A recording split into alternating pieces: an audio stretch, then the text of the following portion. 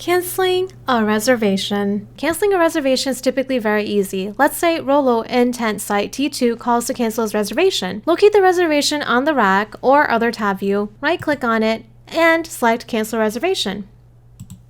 A dialog will appear where you can add notes to the reservation with a reason for cancellation, etc. Select the type of cancellations from the drop-down list.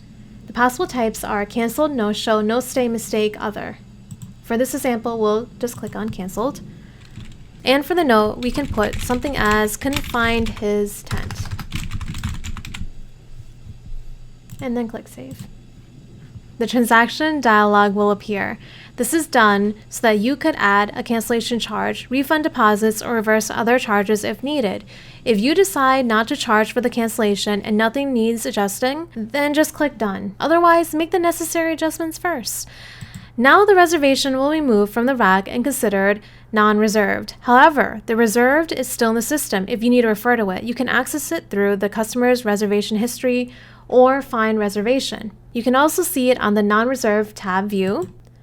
By default, it shows waiting list reservations since they have the most potential to become real reservations. To see the canceled reservation for a given date range, which defaults to 1 month from today, change the waiting list selection to canceled. All not reserved would also work since that type shows all types. Now you'll see the one we just canceled, as well as any other canceled reservations that would occur within the selected dates. Here, Rolo. And that should be it for canceling reservations.